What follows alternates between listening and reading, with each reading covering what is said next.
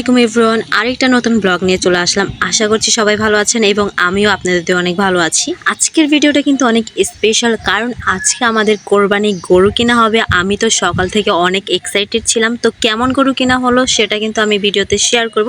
অবশ্যই ফুল ভিডিওটা দেখতে হবে। গ্রামের বাড়িতে আসলে একটু সকাল সকালই ঘুম থেকে ওঠা হয়। এই যে সকালে ঘুম থেকে উঠে আমি ফুল নিয়ে খেলা শুরু করে দিয়েছিলাম। আর বাড়ির আশেপাশে সবাই তো দেখেছিল যে আমি ফুল দেখলে একটু বেশি পাগলামি করি, তো ফুলের জারে এখানে নিয়ে এসেছিল।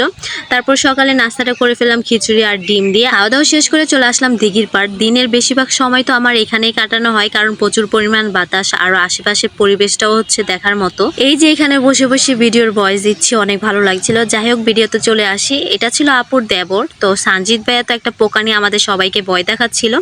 তারপরে এই যে দুপুরে খাওয়া দাওয়া করে এখন সবাই চলে যাবে গরু কিনতে। তো আমরা তো অনেক এক্সাইটেড ছিলাম গরুটা কেমন হবে। এই যে ভাইয়া চলে যাচ্ছিল, সাথে ভাইয়ের ভাইয়েরও ছিল, মানে ভাইয়েরা ছিল 3 ভাই, তো ওরা সবাই যাচ্ছিল।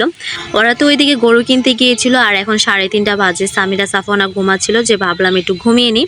তো ঘুমাচ্ছিলাম, হঠাৎ চিল্লাচিল্লির আওয়াজ পেয়ে ঘুম থেকে উঠে জানলা দিয়ে তাকিয়ে দেখি আমাদের গরু নিয়ে চলে এসেছিল। তো আমি তো দৌড়ে বাইরে চলে আসলাম আর দেখতে এলাম আমাদের গরুটা কেমন হলো।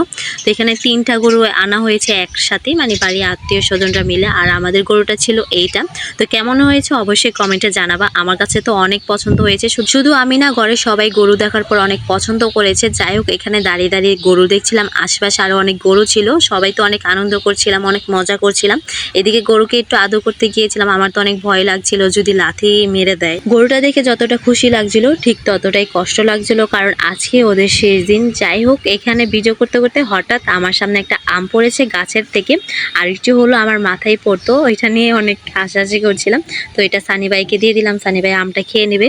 তো এখানে দাঁড়িয়ে দাঁড়িয়ে আম খাচ্ছিল, আর শেষে তো গরুকে খাইয়ে দিল। শুধু আম না, আমাদের এই গরু কিন্তু কলাও খায়। তো আমি কলা খাইয়ে দিচ্ছিলাম এখানে। যাই হোক, এখন বলে দিয়ে নিজের বাড়ি রেখে আপুর শ্বশুর বাড়িতে আমরা কেন ঈদ করছি। কারণটা হচ্ছে আমার আপুর শ্বশুর শাশুড়ির সাথে আপুর জালের বাবা মা গিয়েছে হজ করতে, তাই সব দায়িত্ব আমার বাবা মার উপরে দিয়ে গিয়েছিল। আপনারা হয়তো বা জানেন, কয়েক মাস আগে আমার ভাইয়ের বেশ বড়সড় একটা অপারেশন হয়েছে। এইদিকে আমার আপুর সিজার হয়েছে মাত্র কয়েকদিন, বাবু অনেক ছোট, তার উপরে কোরবানি দেওয়া হবে। আঙ্কেলরা বাড়িতে ছিল না, সব মিলিয়ে একটা ঝামেলা ছিল। তাই আব্বুর উপরে দায়িত্ব দিয়ে গিয়েছিল এবং অনেক রিকোয়েস্ট করেছে যাতে এবারে এটা আমরা এখানেই করি। তাই আমরা আর আঙ্কেলরা মিলে কোরবানি দিব, তাও আবার আপুর শ্বশুর বাড়িতে। এখন বলবেন আমি কেন এখানে? তো আমার বাবা মা যেখানে থাকবে আমি তো সেখানেই থাকবো, কারণ আমার অতীত বলতে কোনো কিছুই নেই। যাই হোক, এদিকে দেখি সানজিদ ভাই গরুকে খাওয়ানোর পর গোয়ালে দিয়ে আসছিল, কারণ সন্ধ্যা হয়ে যাচ্ছে। আমি বাসায় চলে এসেছি। এদিকে ভাইয়া বাবুকে নিয়ে হাঁটছিল। আজকের ভিডিওটা এ পর্যন্তই। আর হ্যাঁ, সবাইকে জানাই ঈদ মোবারক। সবাই ভালো থাকবা, সুস্থ থাকবা। টাটা, বাবাই, আল্লাহ হাফেজ। আর অবশ্যই ঈদ ব্লগ দেখতে ভুলবা না।